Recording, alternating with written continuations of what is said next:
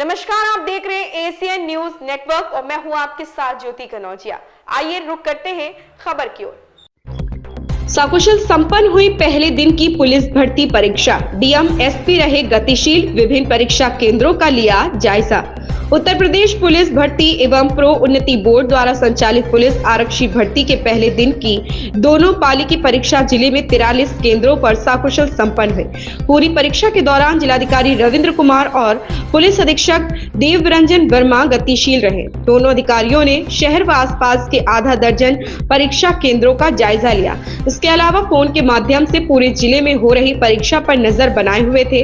दो पाली में हुई परीक्षा में पहली पाली की परीक्षा सुबह 10 बजे से 12 बजे तक, जबकि दूसरी पाली की परीक्षा दोपहर 3 बजे से 5 बजे तक हुई। जिलाधिकारी सबसे पहले सेंट जेवियर स्कूल में पहुंचे और वहां केंद्र व्यवस्थापक को परीक्षार्थियों की proper frisking, double checking, electronic device एवं परीक्षा से जुड़ी अन्य संवेदनशील बिंदुओं पर जानकारी ली। इसके बाद जिलाधिकारी और पुलिस अधीक्षक ने रिजर्व पुलिस लाइन सभागार में जाकर प्रेस कॉन्फ्रेंस की। फिर वहां से कुंवर सिंह स्नातकोत्तर महाविद्यालय और कुंवर सिंह इंटर कॉलेज में जाकर हो रहे परीक्षा का जायजा लिया।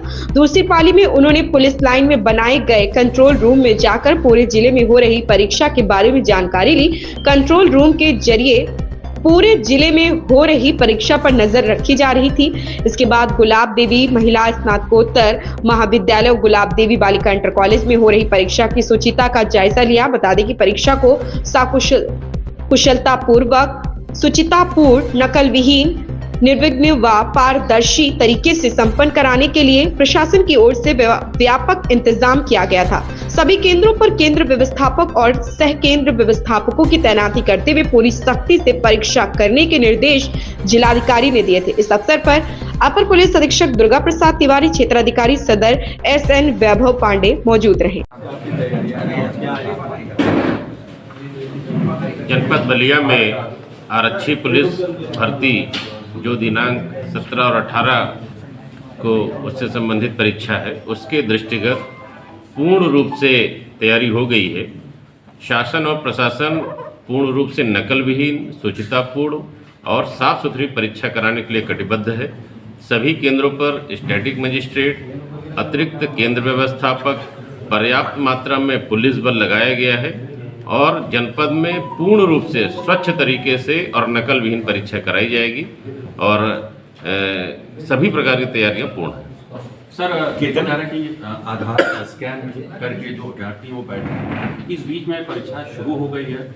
अभ्यर्थी जो हैं क्लास के अंदर जा चुके हैं। इस बीच में अगर कोई अभ्यर्थी जालसाज पकड़ा जाता है, खासकर आधार के उस पर, तो इस चीज़ को कैसे जो स्टैटिक मजिस्ट्रेट है उसको देखेंगे, कैसे उस चीज़ को देखिए, सभी को बहुत स्पष्ट निर्देश है, चाहे वो हमारी टीम हो और चाहे अभ्यर्थी हो, सभी अभ्यर्थियों की डबल तरीके से चेकिंग हो रही है। एक तो ये सुनिश्चित किया जा रहा है कि कोई गलत व्यक्ति प्रवेश न करने पाए और दूसरी तरफ फ्रिस्किंग इत्यादि से ये सुनिश्चित किया जा रहा है कि कोई भी डिवाइस लेकर अंदर किसी भी दशा में प्रवेश न करने पाए। तो ये सब कार्रवाइयाँ समय से हो रही हैं और किसी को भी कोई शिकायत का अवसर नहीं मिलेगा, लेकिन परीक्षा शुद्ध रूप से नकल विहीन और सुचितापूर्ण होगी। कितने केंद्र बनाए गए और कितने बच्चे हैं सर जगह? 43 केंद्र पे परीक्षाएं यहाँ हो रही हैं। बच्चे कितने हैं, कितने अभ्यर्थी हैं? 76,000। Thank you sir. सर, वो जो आरोपी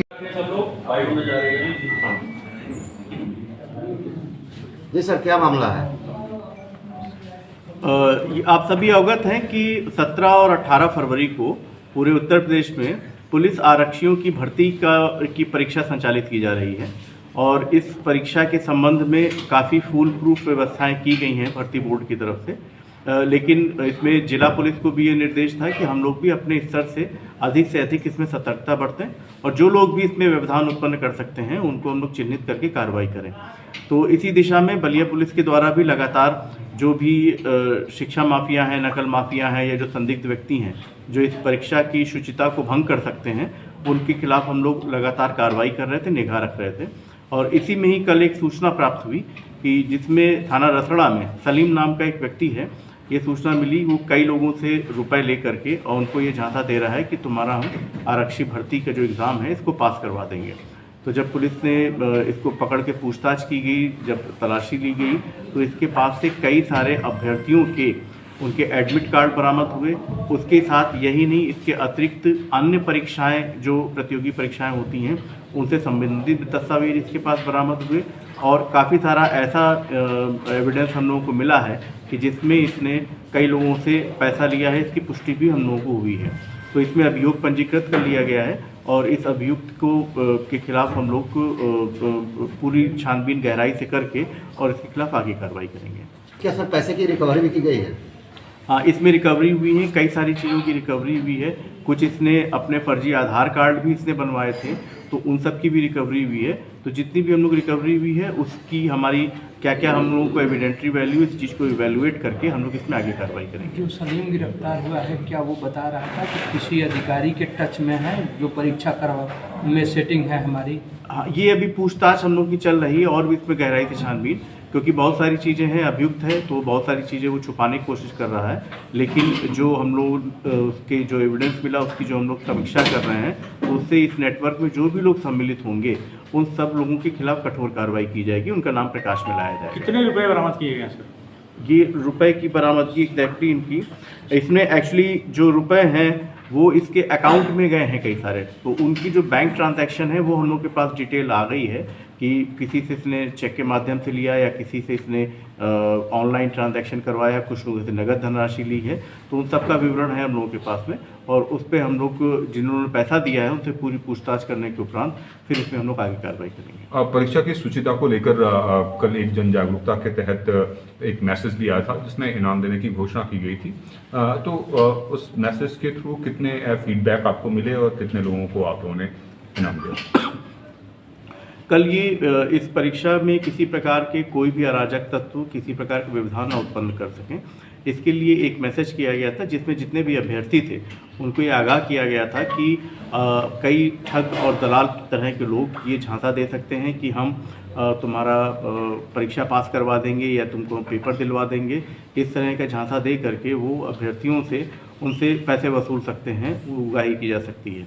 तो इसमें इस चीज़ का निवारण हो सके इसके लिए सोशल मीडिया के माध्यम से, प्रिंट और इलेक्ट्रॉनिक मीडिया के माध्यम से एक मैसेज, एक बलिया पुलिस की तरफ से उन्होंने संदेश ये प्रसारित करवाया कि इस तरह के जो दलाल और फ्रॉड लोग हैं उनसे अभ्यर्थी सावधान रहें और अगर उनको किसी ऐसे व्यक्ति की सूचना मिलती है तो उसके बारे में तत्काल पुलिस को बताएं और जो भी व्यक्ति पुलिस को सूचना देगा उसकी पूरी आइडेंटिटी गोपनीय रखी जाएगी, उसकी पहचान रिवील नहीं की जाएगी और यदि सूचना सत्य पाई जाती है तो उसको 5,000 रुपये का इनाम भी दिया जाएगा।